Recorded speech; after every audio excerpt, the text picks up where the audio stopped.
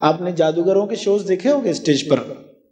जादूगर क्या करता है, कुछ चीजें प्रकट करता है आपके सामने, आप नहीं पकड़ पाते हो ना कैसे किया। तो एक मामूली जादूगर का जादू आप नहीं पकड़ पाते हो, तो सबसे बड़े जादूगर का जादू कैसे पकड़ोगे। एक मामूली जादूगर का जादू नहीं पकड़ पाते, मगर कब पकड़ सकते हो, अगर जादूगर ही चाहे तो। कभी कभी जादूगर क्या करता है, जानबूझ के ऐसी गलती करता है कि सामने वाला वो जादू पकड़ ले, ऐसा होता है ना। जादूगर चाहे तो आप जादू पकड़ सकते हो।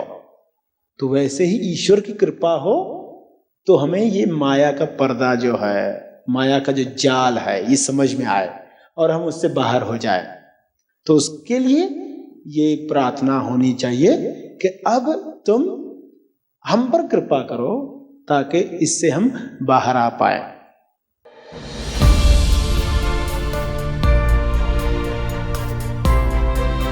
सर श्री द्वारा मुक्तिपथ संदेश, freedom unveiled, the path of liberation by sir Shri. प्यारे खोजियों, आप सबको शुभेच्छा। शुभेच्छा जो बाकी सभी इच्छाओं से मुक्त करे। ईश्वर बीज है और संसार उसकी शक्ति वृक्ष, और उस वृक्ष के अंदर बहुत सारे फल, और हर फल चाहता है शक्ति, और हर फल के अंदर वो बीज है ही। जब फल को अज्ञान है तो वो दूसरे फलों से शक्ति चाहता है। शक्ति की छीना झपटी चलती है। जब कोई हमारी प्रशंसा करता है तो हमें शक्ति मिलती है, जब कोई नफरत से देखता है तो वो हमारी शक्ति छीन लेता है। हम अपने आप को शक्तिहीन महसूस करते हैं और वो शक्ति फिर किसी और से छीनना चाहते हैं। तो इस तरह कारोबार चल रहा है। अगर वो फल अपने अंदर बीज से मुलाकात करे तो उसे शक्ति का सूत्र मिल जाएगा, फिर उसको दूसरे से शक्ति छीनने की जरूरत नहीं पड़ेगी, फिर उससे क्रोध करने की जरूरत नहीं होगी, क्योंकि क्रोध में इंसान दूसरे से शक्ति ले रहा है। सब उससे डरे हुए हैं तो वो अपने आप को शक्तिशाली महसूस करता है। उस बीज तक पहुंचने के लिए ईश्वर कृपा के बगैर ये नहीं हो सकता। उसकी ही कृपा हो तो वो शक्ति का सूत्र मिल सकता है। ईश्वर कृपा प्राप्ति का पहला उपाय जो आज का प्रवचन है, कैसे वो ईश्वर कृपा की प्राप्ति हो जाए, पहला उपाय हमें आज पता चल जाए ताकि हमारे जीवन में वो शुरू हो जाए। और बहुत जल्दी आप देखोगे कि वो ज्ञान आपकी जिंदगी में उतरेगा। हुआ ऐसा कि एक जगह पर एग्जीबिशन हुई। एग्जीबिशन यानी प्रदर्शन, जहाँ पर बहुत सारी लालटेन्स रखी गई। लालटेन आप जानते हो, जब बिजली चली जाती तो लालटेन जलाते हैं। तो उसकी एग्जीबिशन थी।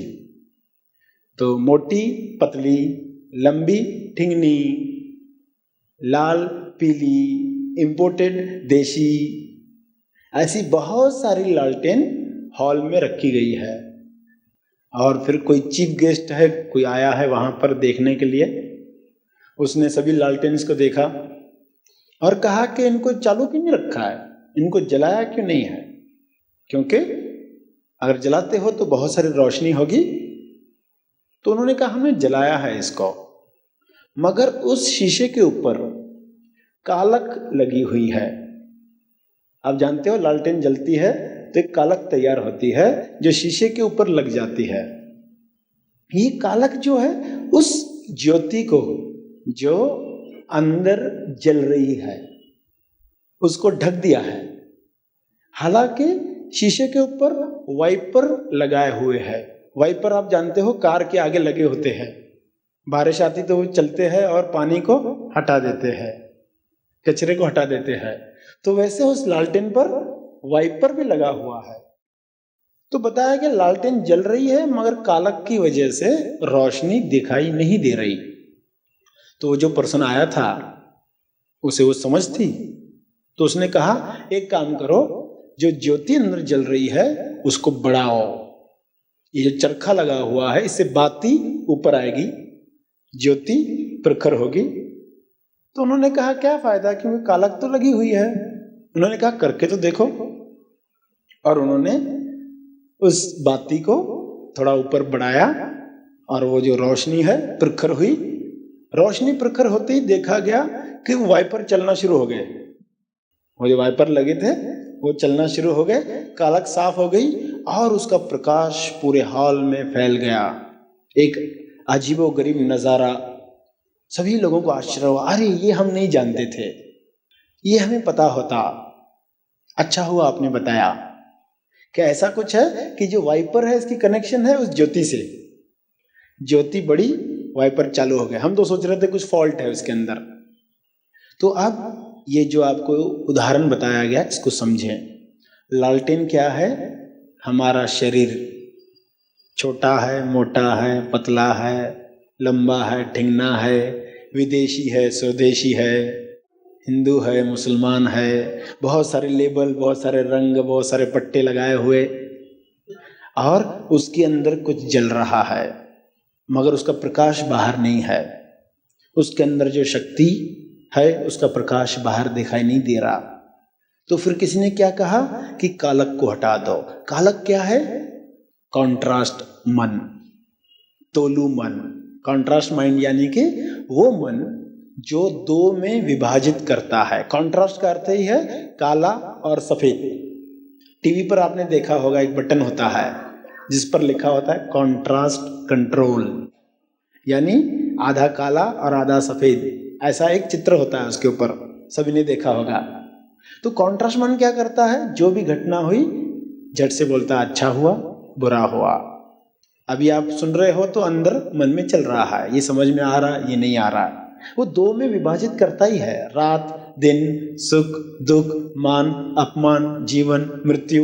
ये मन सदा से कुछ तो कुछ बोलते रहता है। आप सुन भी रहे हो और अंदर जो बोल रहा है कॉन्ट्रास्ट माइंड वो भी सुन रहे हो। तो ये कॉन्ट्रास्ट माइंड ये छा गया है उस ज्योति के ऊपर, उस सत्य के ऊपर। वो ज्योति क्या है? वो सत्य जो हम सबके अंदर। अब वाइपर भी है, वाइपर इसको साफ कर सकते हैं, मगर कब? जब वो अनुभव प्रखर होगा। लोग आज तक इसी में लगे हुए हैं कि पहले कालक को साफ करें, यानी पहले हमसे क्रोध दूर हो जाए, पहले डर निकल जाए, पहले लालच खत्म हो जाए, पहले ईर्ष्या खत्म हो जाए, पहले नफरत खत्म हो जाए।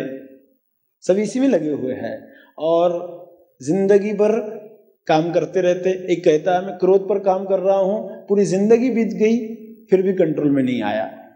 एक ही चीज को लेकर काम करता रहा, वो भी नहीं हुआ। क्या गलती हो गई? उसने पहला काम पहले करना चाहिए था, उसने दूसरा काम पहले ले लिया, उसने दूसरा काम पहले ले लिया। फर्स्ट थिंग फर्स्ट, यानी पहला पहले काम करो, पहले अंडरस्टैंडिंग, पहले समझ आते ही देखोगे कि ये कालक अपने आप साफ होने लग गई।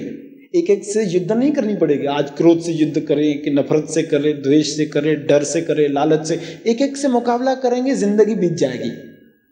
रावण की दसों गर्दनें एक साथ कट सकती है अगर नाभि पर प्रहार हो। एक एक गर्दन काटोगे फिर से जुड़ जाती, फिर गर्दन काटते हो फिर जुड़ जाती है, जिंदगी लोगों की बीत जाती है।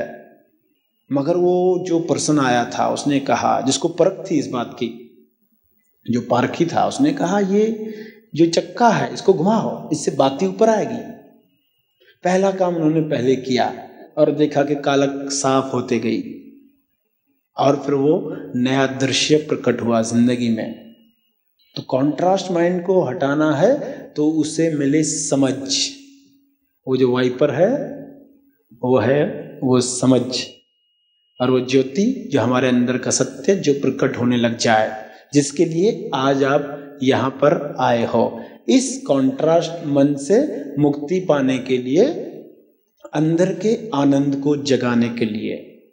ये जब पक्का हो जाए तो फिर हम आगे की बात करें, क्योंकि ये पक्का होने के बाद ही आप निर्णय ले पाते हो कि हम शिविर में आए या नहीं आए। क्योंकि वहाँ पर आपको वो सत्य बताया जाएगा जिससे अपने आप वाइपर चालू हो जाए, अपने आप ये कालक दूर होना शुरू हो जाए। तो आज के प्रवचन में हम समझ रहे हैं क्या है वो उपाय जिससे ये कृपा हमारे जीवन में उतरे। ये कृपा तब उतरती है जब इंसान पहला उपाय करता है, और पहला उपाय है प्रार्थना।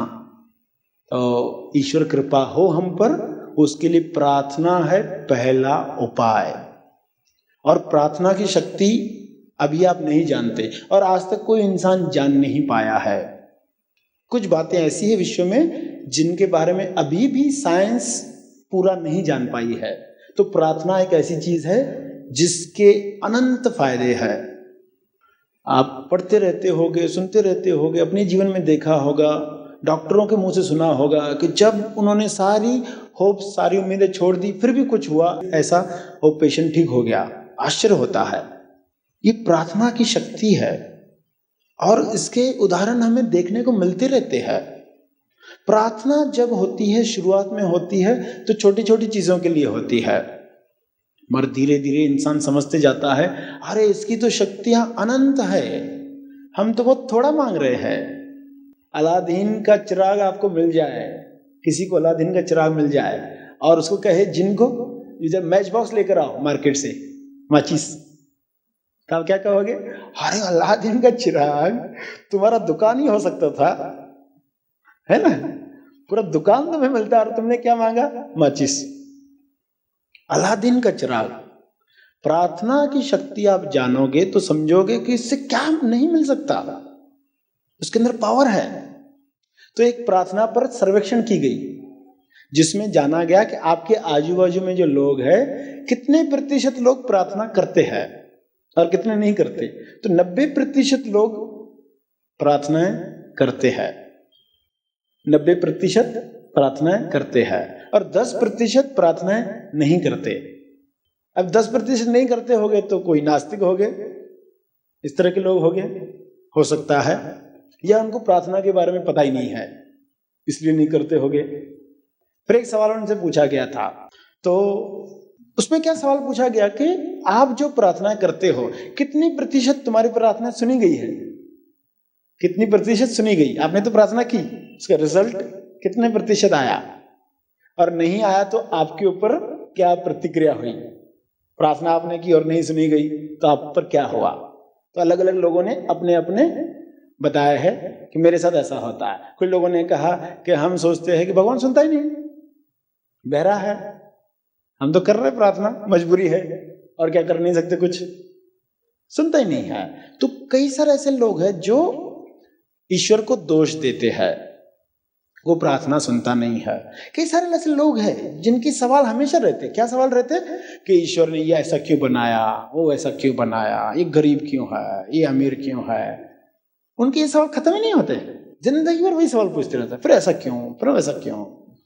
अब उनको कोई समझा है कि अच्छा तुम कहते हो कि सभी अमीर, अभी सभी को अमीर बना दो। उनको एक बार बोलकर देखो कि सब अमीर बन गए, फिर उनको कहो कि अभी तुम्हारे घर में काम वाली बाई कैसे आएगी।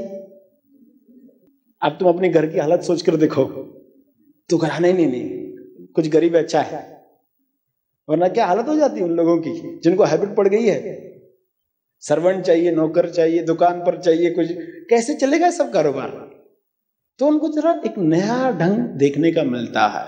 अरे कुछ बदसूरत है, कुछ खूबसूरत है, अच्छा सबको खूबसूरत बना दो, सभी की आवाज लता मंगेशकर और किशोर कुमार जैसी। अब कितनी कैसेट बिक रही मार्केट में, मार्केट में कौन किसको सुन रहा है? सब कैसेट बंद, कोई किसी को नहीं सुन रहा। क्यों सुने? कोई क्यों सुने? देखो आपने संगीत को खत्म कर दिया। संगीत जो विश्व की कितनी बड़ी देन है, उसको खत्म कर दिया। इंसान अपने अज्ञान में सोचता है कि मैं सबका आवाज, सबको खूबसूरत बना दूं, मगर अगर बदसूरत नहीं तो सब खूबसूरत हो गए तो आप खूबसूरत किसको कहोगे? फिर खूबसूरती भी खत्म। ये तो दोनों चीज का इंपॉर्टेंस है, महत्व है। बेईमान लोग हैं इसलिए ईमानदारों की कदर है। जितनी बेईमानी ऊंचाइयों पर जाती है उतनी ईमानदारी की वैल्यू है। आज जो ईमानदारी की वैल्यू है, आज के पहले कभी नहीं थी। आज के पहले कभी नहीं थी। सत्य की जो वैल्यू आज है वो पहले कभी नहीं थी। तो समझोगे कि जो दूसरी साइड है, जो हम अज्ञान में सोचते हैं कि नहीं होना चाहिए, ईश्वर ने ऐसा क्यों किया, वैसा क्यों किया, प्रार्थना क्यों नहीं सुनी, उनको ये समझ ही नहीं है कि उसके पीछे कारण क्या है। इंसान की बुद्धि बहुत छोटी है उस बात को समझने के लिए। तो कई लोगों ने कहा शायद ईश्वर नहीं सुनता है, ऐसे ब्लेम, ऐसे दोष ईश्वर पर लगाया।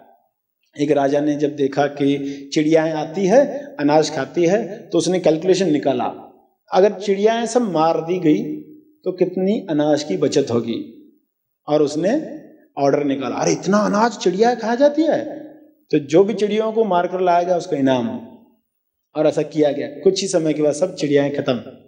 और साल के बाद जब रिपोर्ट आई तो पता चला कि जो खेती की फसल थी, कितने सारे कीड़े मकोड़ों और जो जंतु उड़ते हैं उन्होंने खा डाली, क्योंकि चिड़िया उनको खाती थी। अब उनको कौन खाए, अब उन्होंने इतनी सारी फसल नष्ट कर दी।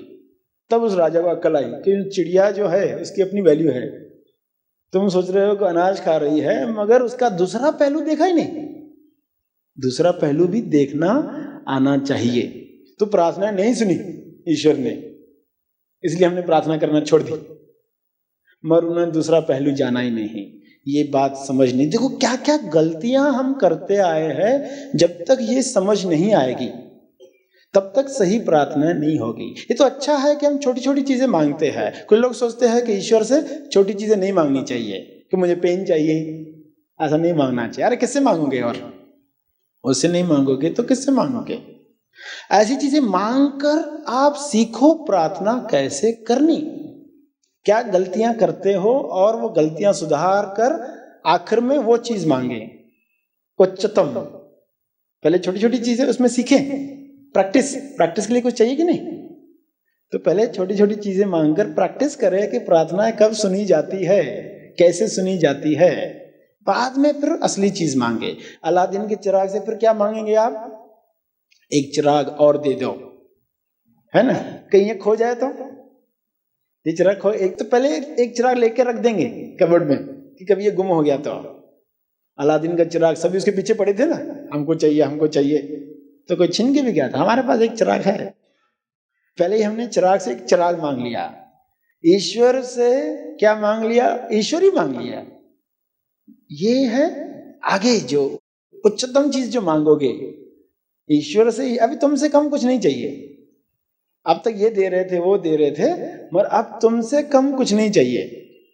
जब ऐसी प्रार्थना उठे, मगर वैसी प्रार्थना कब उठेगी, पहले कुछ छोटी छोटी चीजों पर काम हो जाए, विश्वास बढ़े। क्या गलतियां करते हो, सब गलतियां करके देखें, अरे हाँ ये गलती की। पहले पहले तो बड़ी गलती होती है, हम अपने हिसाब से रिजल्ट मांगते हैं कि ये मैं इंटरव्यू के लिए जा रहा हूं, इसमें सिलेक्ट हो जाऊं, मगर हो सकता है तुम्हारे लिए बड़ी पोस्ट हो, फिर कोई फेल हो गया तो अरे मैं क्यों फेल हो गया, ये गलत हो गया। अज्ञान में इंसान दोष देता है, मगर उसको पता नहीं, आगे चल के पता चलता है अरे ये तो बढ़िया हो गया, अच्छा हुआ मैं फेल हुआ, और तभी फेल नहीं हुआ होता तो आज यहां नहीं होता। तो कई बार हम प्रार्थनाएं करते हैं और सोचते हैं कि हमारी प्रार्थनाएं कोई सुनता नहीं है। सुन रहा है, मगर जैसे आप चाहते हो वैसी रिजल्ट नहीं आती तो हम कहते हैं कि नहीं सुनी। हम अपने तरफ से जो चाहते हैं वैसी रिजल्ट्स के चक्कर में न जाएं, ये एक बड़ी गलती होती है। तो एक गलती ये, फिर दूसरी गलती है विश्वास की। विश्वास अगर है तो प्रार्थनाएं उनकी रिजल्ट जल्दी आती है। इंसान के अंदर जो विश्वास है वो काम करता है, वो रिलीज हो जाए। ये जो सब है निमित्त है। जो मंदिर बनाए गए दूर दूर क्यों बनाए गए, पहाड़ियों पर क्यों बनाए गए, नजदीक क्यों नहीं बनाए गए?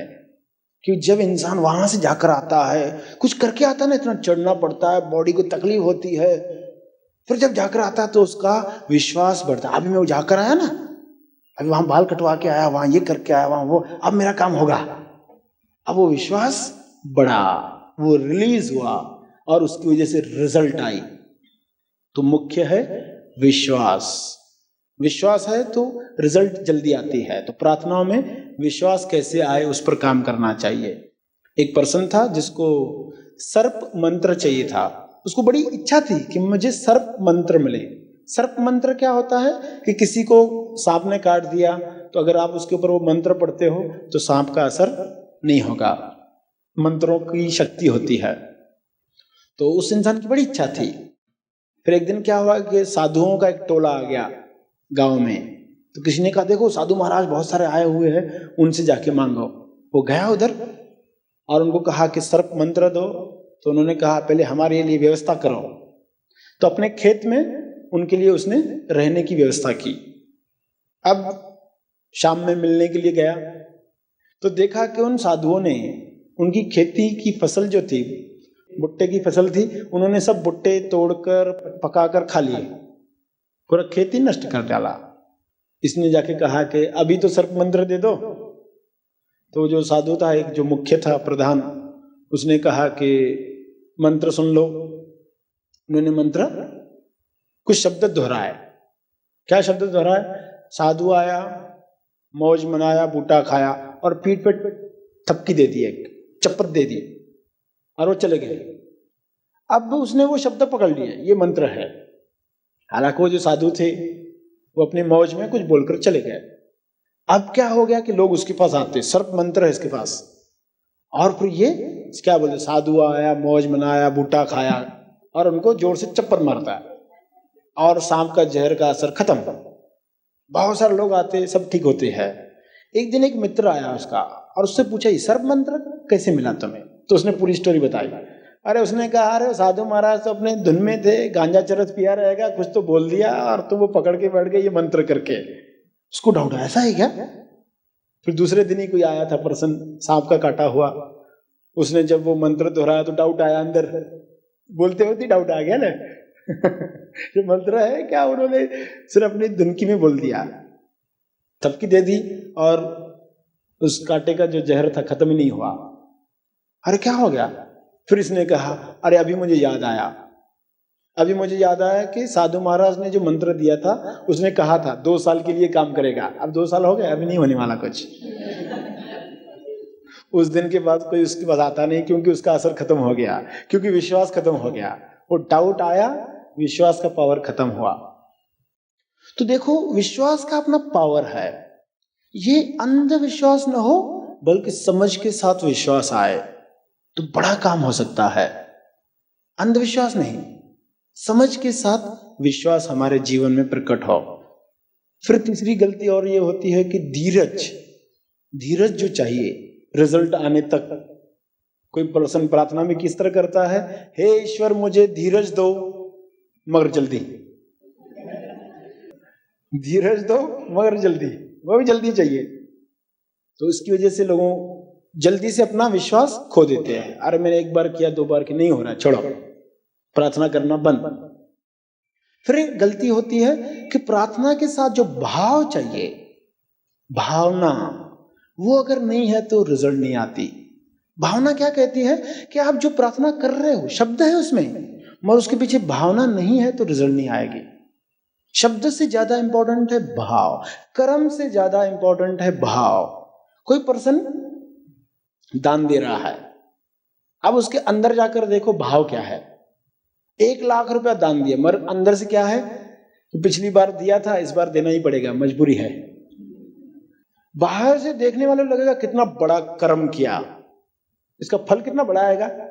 1 लाख रुपया डोनेट किया, कितना बड़ा फल आएगा, मगर नहीं आता, रिजल्ट नहीं आती। क्योंकि भाव क्या था? भाव था मजबूरी। और दूसरा जो पर्सन है 10 रुपए दान कर रहा है, मगर भाव क्या है, अरे मेरे पास काश ज्यादा होते, मैं और कुछ कर पाता, इससे इतने लोगों का भला होने वाला है, मैं कुछ और कर पाता। 10 रुपए जो उसने दिए, मगर उसका भाव इतना कीमती है, इसका जो फल आएगा बहुत बड़ा आएगा। आज तक लोगों की मान्यता यह है कि कर्म से फल आता है, कर्म से फल नहीं आता। उस कर्म के पीछे जो भाव है उसका फल आता है। बाहर के कर्म पे मत जाना, वो कर्म करते वक्त उसका भाव क्या है वो रिजल्ट लाएगा। सत्य के प्रति क्या भावना है आपके अंदर, वो रिजल्ट लाएगा, लाने ही वाला है। किस भावना से आप यहाँ आए हो वो रिजल्ट लाएगा। तो ये एक और गलती होती है, भाव पर काम किया जाए। समझे कि हम प्रार्थना कर रहे हैं, वाकई वो भाव हमारे अंदर आया है क्या। फिर देखोगे कि कौन से भी शब्द कहे गए, खड़े होकर बैठकर रिजल्ट आती है। सामूहिक सभी लोग जब मिलकर इकट्ठे प्रार्थना करते एक ही समय पर, तो उसका पावर अनंत है। अगर विश्व के सारे लोग एक साथ मिलकर प्रार्थना करें एक ही टाइम पर, तो विश्व के सभी प्रॉब्लम सॉल्व हो सकते हैं। एक ही प्रार्थना से वर्ल्ड वॉर को रोका जा सकता है। एक बार की प्रार्थना, कुछ मिनट और वर्ल्ड वॉर रुक गई, कुछ मिनट और सब समस्याएं जो है, एक एक समस्या पर कुछ मिनट, सिर्फ सारे लोग विश्व के एक साथ, क्योंकि जब एक साथ लोग प्रार्थना करते हैं उसका जो पावर है, क्योंकि हमें दिखाई नहीं देता है ना, हमने शब्द दोहराया मगर क्या हुआ, क्या दिखाई दिया, मगर ये वाइब्रेशन है, ये तरंग है जो काम करती है, और मिली जुली तरंग है तो बहुत बढ़िया काम करती है। तो प्रार्थना के गहराई में हम जा रहे हैं, समझ रहे हैं क्या क्या गलतियां करते हैं। फिर चाहिए प्रार्थना में एकाग्रता। प्रार्थनाएं तो कर रहे हैं मगर मन कहीं और घूम रहा है। लोग पाठ पूजाएं तो करते सुबह उठकर, मगर मन कहीं और चल रहा है, इसलिए तो रिजल्ट नहीं आई।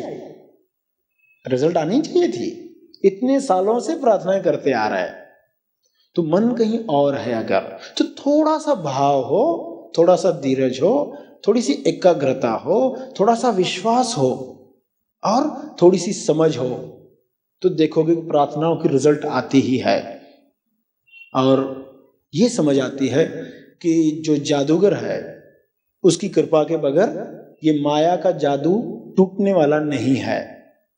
आपने जादूगरों के शोज देखे होंगे, स्टेज पर जादूगर क्या करता है, कुछ चीजें प्रकट करता है आपके सामने, आप नहीं पकड़ पाते हो ना कैसे किया। तो एक मामूली जादूगर का जादू आप नहीं पकड़ पाते हो, तो सबसे बड़े जादूगर का जादू कैसे पकड़ोगे। एक मामूली जादूगर का जादू नहीं पकड़ पाते, मगर कब पकड़ सकते हो, अगर जादूगर ही चाहे तो। कभी कभी जादूगर क्या करता है, जानबूझ के ऐसी गलती करता है कि सामने वाला वो जादू पकड़ ले, ऐसा होता है ना। जादूगर चाहे तो आप जादू पकड़ सकते हो, तो वैसे ही ईश्वर की कृपा हो तो हमें ये माया का पर्दा जो है, माया का जो जाल है, ये समझ में आए और हम उससे बाहर हो जाए। तो उसके लिए ये प्रार्थना होनी चाहिए कि अब तुम हम पर कृपा करो ताकि इससे हम बाहर आ पाए। एक भजन आप सुनने वाले हो जिसमें ये प्रार्थना है। अगर ये प्रार्थना हमारे जीवन में शुरू हो जाए, छोटी छोटी प्रार्थनाओं से रिजल्ट आए, हम बहुत कुछ जीवन में प्राप्त करें और उससे ऊपर वाली चीज मांगे, मगर छोटी प्रार्थनाओं में उलझे और जीवन भर उसी में लगे रहे, जीवन भर अलादीन के चिराग से माचिस चाहिए, आज ये चाहिए, आज वो चाहिए, ऐसे ही मांगते रहे तो धोखा हो गया। ये जरूरी है मांगना, छोटी चीजें मांगना जरूरी है। मेरा प्रमोशन हो जाए, ये काम हो जाए, वो काम हो जाए, ये मांगना जरूर, मगर इसी में जीवन भर उलझते रहे तो धोखा हो गया, फिर आप आगे नहीं बढ़ पाए। तो ये जरूर मांगना, प्रैक्टिस करना, क्या गलतियां होती है वो समझना, और जब आप जान जाओगे, अब मुझे सब बातें समझ में आ गई, प्रार्थना की रिजल्ट कैसे आती है, फिर आप उस चिराग से चिराग ही मांगना, ईश्वर से ईश्वर ही मांगना, तो ये प्रार्थना काम में आएगी। जो भी आप सुनने वाले हो, सुन लेते हो, फिर इसके गहराई में हम जाएंगे।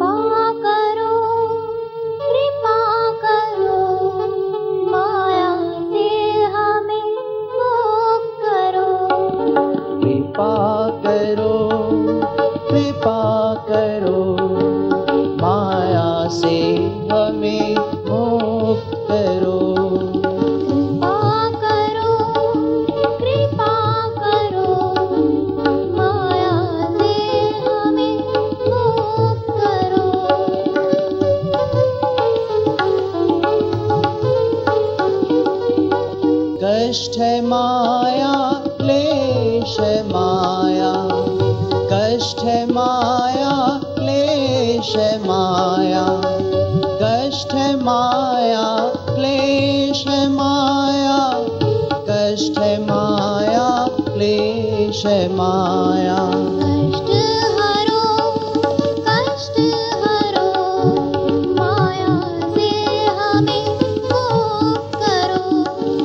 कष्ट हरो, कष्ट हरो, माया से हमें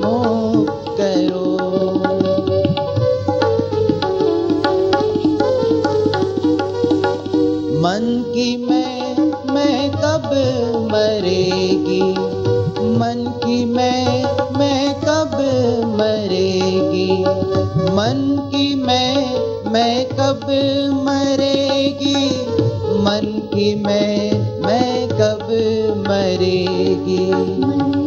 मारो मन को मारो, माया से हमें मुक्त करो। मन मारो, मन को मारो, माया से हमें मुक्त करो। कृपा करो, माया से हमें मुक्त करो। सर्वेक्षण के बारे में बताया गया। सर्वेक्षण जिसमें 37 लोग 100 में से कहते हैं कि उनकी प्रार्थनाएं 75 से 100 तक सुनी गई है। इसके बीच में 46 लोग हैं जो कहते हैं कि 50 से 75 प्रार्थनाएं 100 में से सुनी गई है। 18% लोग कहते हैं कि 50% सुनी गई है और 50 नहीं सुनी गई है। और 1% लोग यानी 100 में से 1% कहता है कि आज तक एक भी नहीं सुनी गई है। फिर उनके ऊपर क्या प्रतिक्रिया हुई जब रिजल्ट नहीं आई। 38% लोग कहते हैं कि ठीक से नहीं हुई, यानी हमारा फॉल्ट होगा, ठीक से नहीं की होगी। 36% कहते हैं कि आगे समझेगा, हमें आगे समझ में आएगा कि वाकई सुनी गई है या नहीं सुनी गई। 24% लोग जो कहते हैं अलग अलग बातें, या तो वो सुनता नहीं, या तो हमें प्रार्थना नहीं आती, या कभी तो पूरी होगी, या तो नसीब में नहीं है। कई लोग रेडीमेड आंसर देते ना, 2 तरह के आंसर है, 2 तरह के जवाब। कोई काम हो गया तो वो कहते हैं, कोई पूछो उनसे, अरे ये काम कैसे हो गया? अबे मेहनत की थी, होना ही चाहिए था, इतनी मेहनत की और रिजल्ट ना, ऐसा तो हो ही नहीं सकता, और रिजल्ट नहीं आया तो नसीब ही नहीं था। ये रेडीमेड आंसर है। लोगों के पास जो रेडीमेड आंसर है उसकी वजह से बहुत तकलीफ हो गई, इसलिए उनका सोचना बंद हो गया है।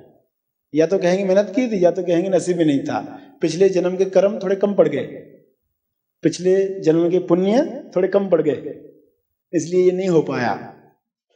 फिर लोगों की जो नियमित प्रार्थनाएं है, उसमें पाठ है, पूजा है, स्तोत्र है, सुख शांति की प्रार्थना है। वे लोग उच्चतम प्रार्थना किसको मानते हैं?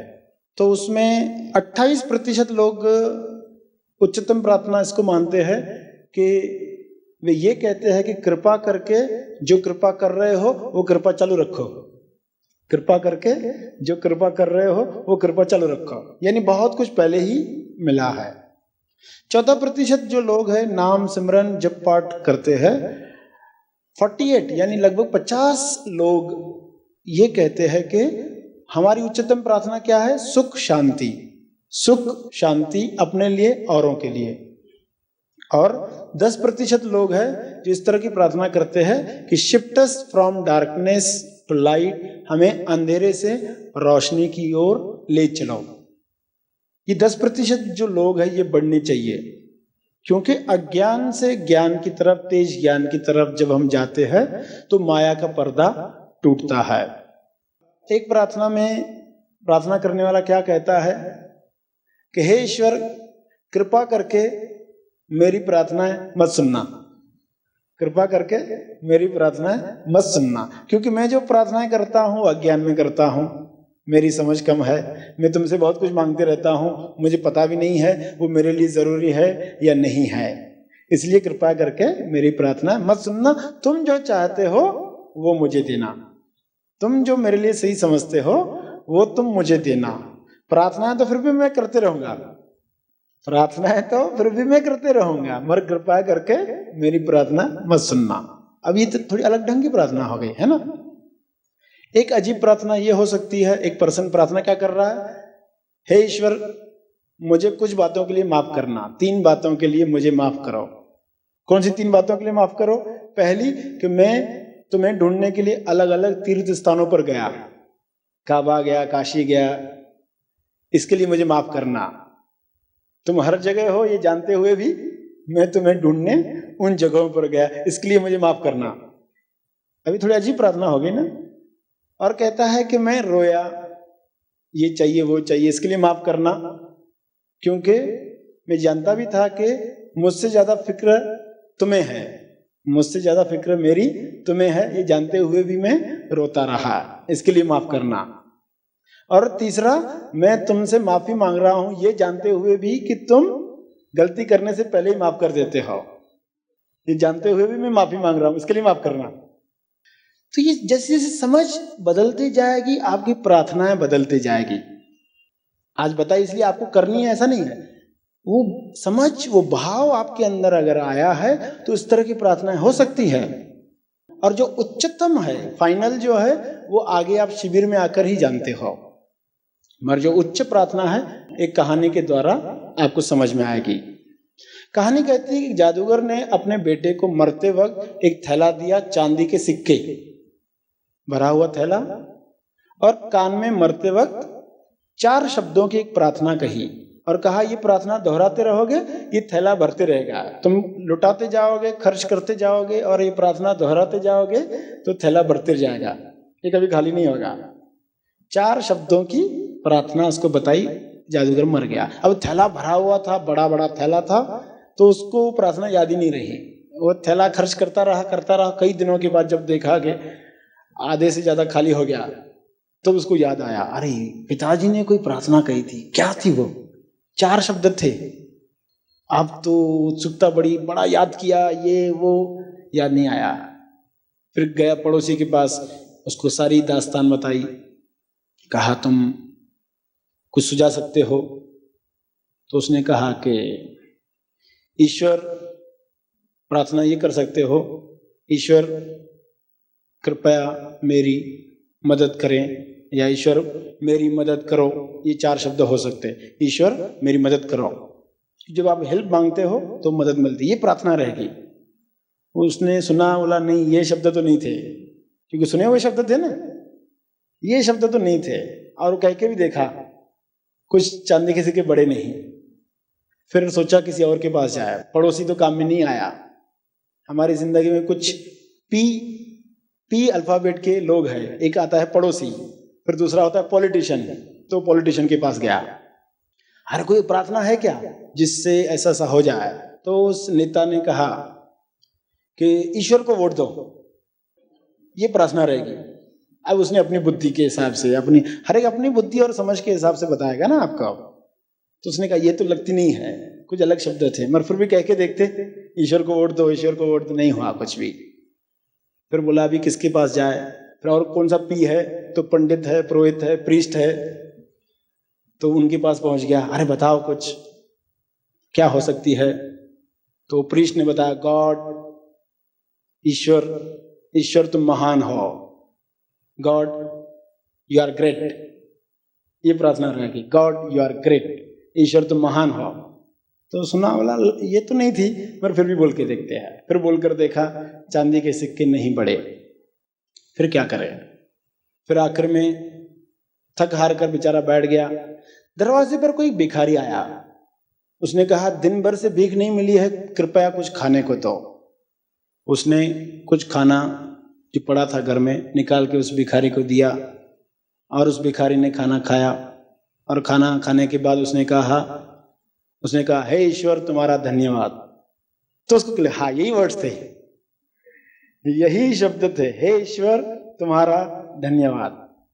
और जब कहा तो देखा कि सिक्के बढ़ते रहे, दोहराते रहा, सिक्के बढ़ते रहे, पूरा थैला भर गया। हे ईश्वर तुम्हारा धन्यवाद। ये एक उच्च प्रार्थना है।